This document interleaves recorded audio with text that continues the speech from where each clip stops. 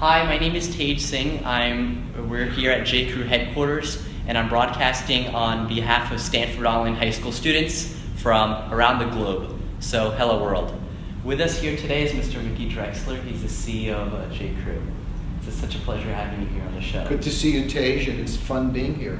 Thanks. So, I was wondering, we were talking earlier, and it seems like one of the interesting things about your job is that there's really no set schedule that you follow every single day. Like you're free and you're doing you go with the flow. So, what do you think are the advantages to that? No, I have a set and unset schedule.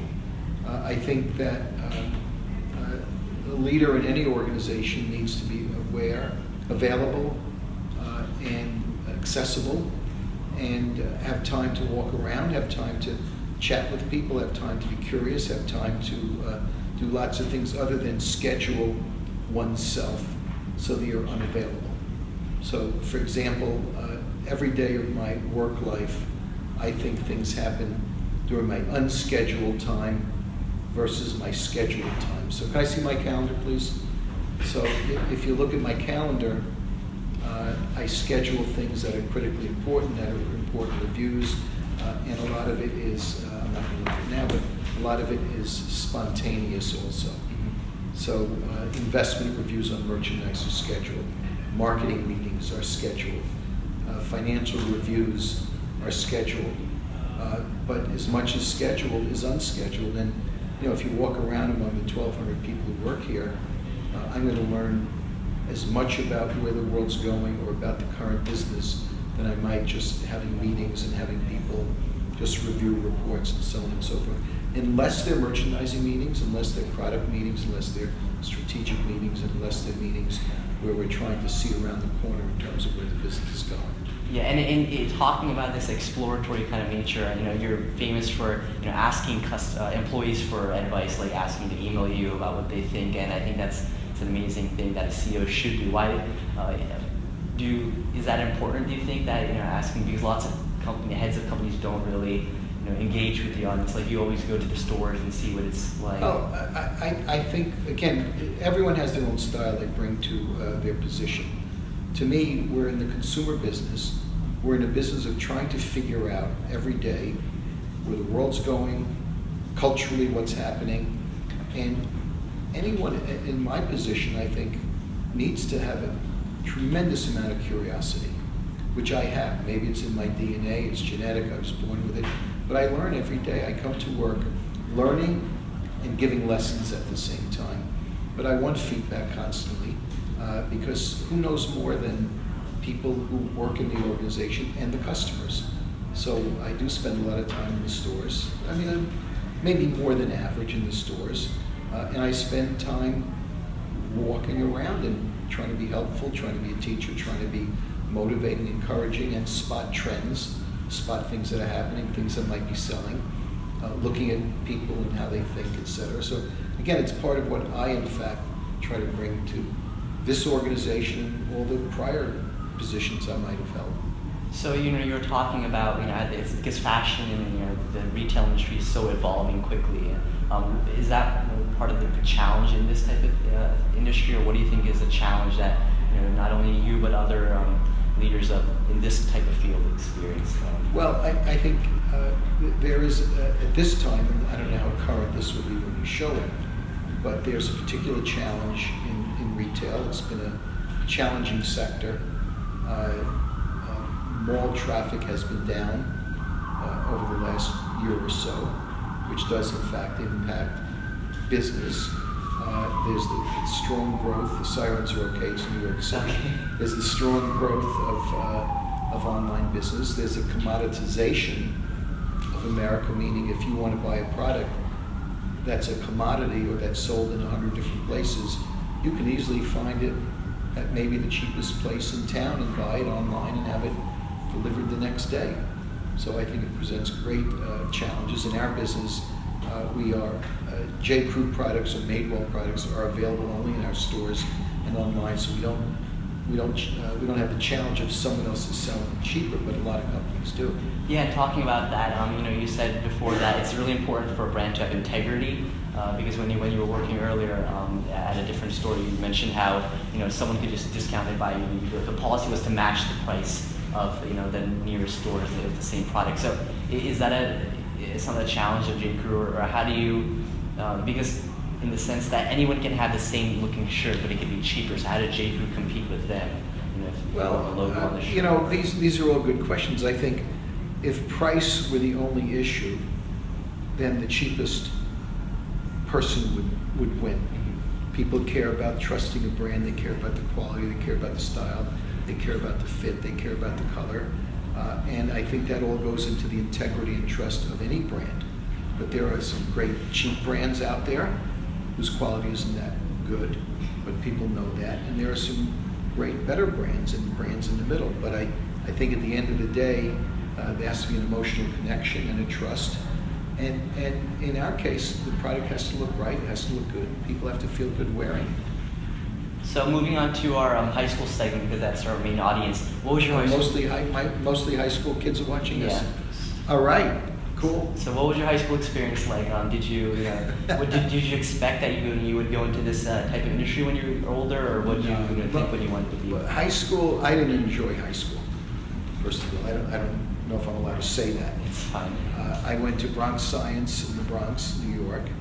It was a very competitive, high-pressure, high-intense school.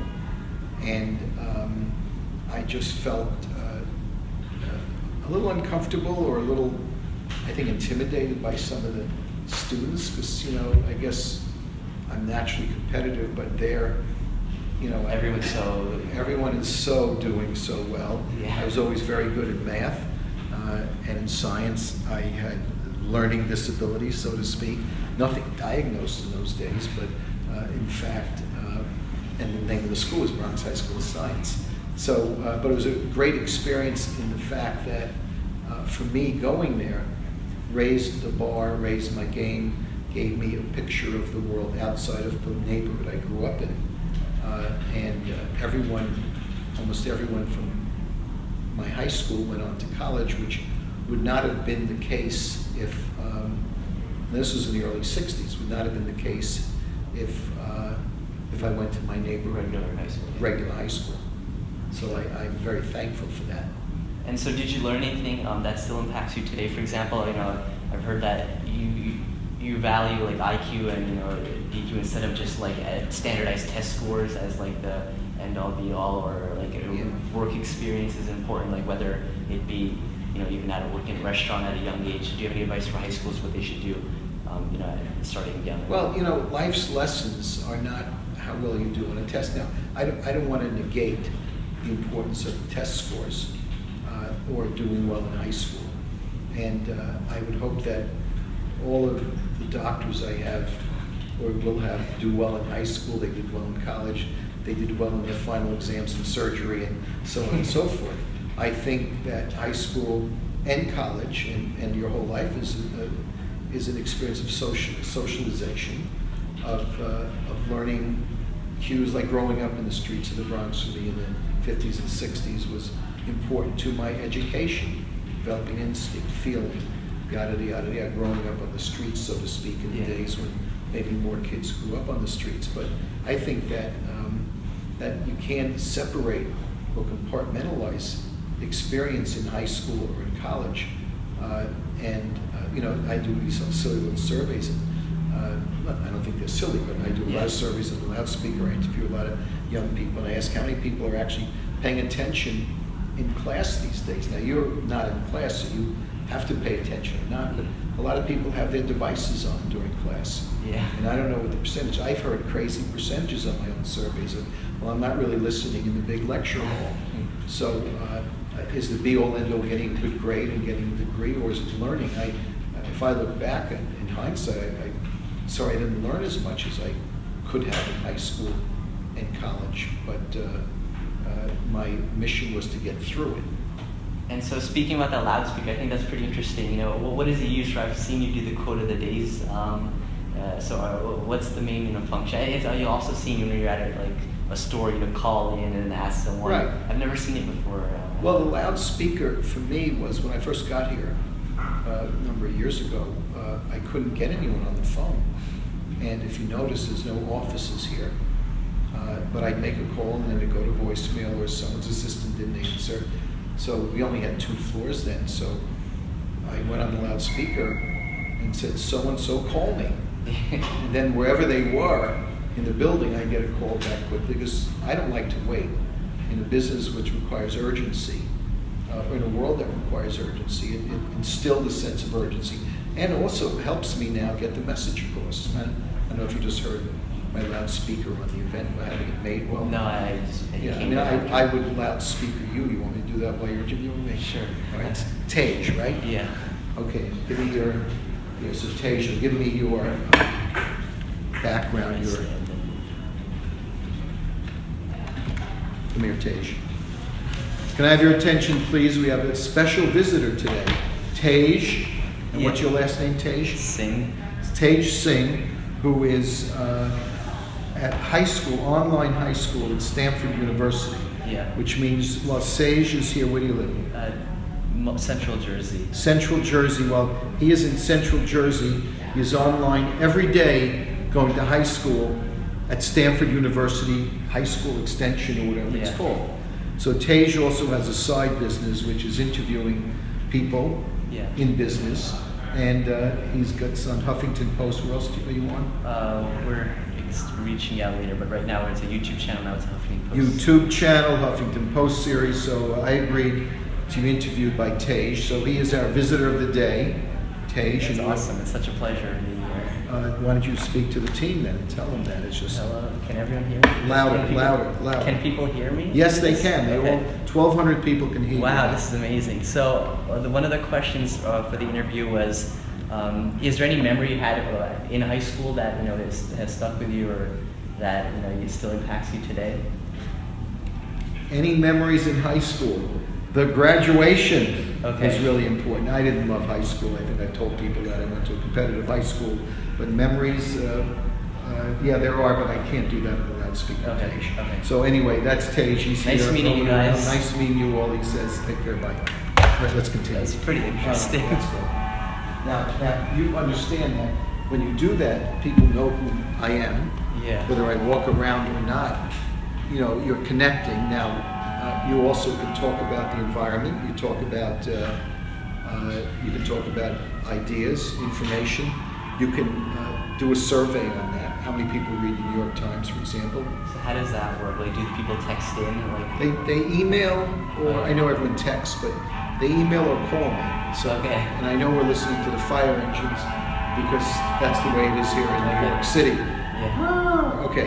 Okay, let's keep going. Let's move it along, Tej. Yeah. So using this insight, about high school, if you had 10 extra hours a week as a high schooler, what would you have devoted looking back in hindsight? Oh, that's a really good question. 10 extra hours. Let's see. 10 extra. I didn't have that. I commuted to high school. It was a pretty long commute. Did you take an Uber or? You're kidding, right? Okay, good. No, my high school took me about 45 minutes to get to each way, because I had to take a bus and a subway. 10 extra hours now. I try to get a job. Well, I did work. I worked in high school, so I worked after school. I did. I worked in my uncle's basement sorting towels, but that's a whole other story. But the 10 extra hours a week. Now a lot of people are starting to start companies now, so that's different. So I'm generationally a lot different than what kids might do today. But I try to get an after-school job in an environment where I could learn under maybe a tough boss, but I know that's not always easy. I guess most kids today, I don't know if this is true or not, but a lot of kids doing extra programs. Startups or camps. Well, a lot of kids are building resumes too in high school. You know what I mean? Yeah. They're trying to look good for the college applications, which I think for maybe your audience here is really important. So I see all the resumes that come through, and I see resume building constantly. There's nothing wrong with it, but be all end all is not the resume. It's really the individual. And I'm not sure enough of the individual comes out as much as what's printed comes out. Okay. So now moving on to the fun segment. If you could meet any person alive or from history, who would it be? wow, that's a good one. Have a conversation with them, chat. I always had an answer. It used to be Fidel Castro, but no more. The more I learned about it, I've been to Cuba, so no more. I got an inside view of Cuba. After the embargo opened? Yeah, I was there last year. Nelson Mandela would be one of them. Man spent his life. Yeah, dedicated to what he apartheid. did. Okay, so now we have a series of fun questions, short. You just in a couple of Okay. words. What's the most interesting thing in your office that you quirky or that people would be interested in? I Well- saw that. What's that? Spilkus, that's What does that mean? a Yiddish term which means ants in your pants. Okay. And I was given that by someone who shot a film about the company. And it describes who I am, but that's what that means. Okay. Most interesting to me in any office is the people that come in and out of the office, people in the building, because the rest of them are just objects. Okay. But I love the idea of the people here and the spontaneity of it all. The culture of the company. Culture, yeah. So that's fun. Interesting. What's the best professional advice you've been given? I've been given now a lot of professional advice I've been given comes from within because I didn't have a mentor or anything. But the key thing for me was learning. But this is internal learning. Is if you're thinking it and feeling it, it is. Okay. It's always if you think it, you feel. Even as a young person, but you don't get to validate your instincts until I think you have a little more success and confidence. I was told when I was considering taking a job as the president of a company when I was 35 years old, and I wasn't sure I was going to do that. An older, wiser, more successful friend of mine, after I said no twice, said I'd rather run a $25 million company than be the number 2 or 3 person in a $500 million company. Yeah. So. And the next day I called the people that the corporate owners of this company, and I took the job. Okay, makes that sense. was really important advice. Okay. Coffee, tea, or smoothies? Coffee. Okay. If you could change one thing about America or American society, what would it be? Wow. It would be, I think, a little more respect for our fellow people. Yeah. A little more sensitivity. And, especially in this election cycle going on. Yeah. I think there's this kind of meanness that goes around to a degree. And I try to have political leadership that people would want to, in fact, work together, not against each other. Mm-hmm. Who's the funniest person you know? Funniest person I know? I don't really. Funniest person I know. It could be maybe comedian, or maybe through TV, Well, like it's a comedian, when, or. I'll tell you when I laugh a lot. When me and my 3 high school and grade school buddies from the Bronx get together. Okay. We laugh and we crack up because we still act like we're in the 7th grade. Okay. So that's funny. That's a great thing to do. Now, I don't think any outsider would appreciate it, but Yeah. Would Would you rather win an Olympic medal or an Academy Award? an Olympic medal. Which sport do you know? Are you interested in running? Like, do No. you think it would be in running or swimming? Well, I think or? it would be in any sport that I was passionate about. Okay. So it wouldn't matter what sport it is. I just think an Academy Award is not nearly as important to me as an Olympic prestigious, medal. yeah. Prestigious, or Academy Awards are to me very, arguable about who should win them and who shouldn't win them. And I think there's more politics that goes into that than the strength of. Yeah, running. Olympics I is like wouldn't the mind winning. objective. When I watch runners run long distances or even short distance, I wouldn't mind winning in a marathon, maybe. The marathon. Yes, that would. I'll take that. But that's not an Olympic sport, is it? I think Marathon. It is an Olympic sport. I wouldn't mind that, or tennis, which I've always liked to play. I wouldn't mind winning that. But I'll take any one. Okay. And our last question, if you could trade lives with any person for an entire day, who would it be? Or why? Oh, would I have the power of being the President of the United States? Yeah, you would. You know something? I'd be the President of the United States and do Okay. everything I think should be done. Or I'd like to be the mayor of New York City for a day.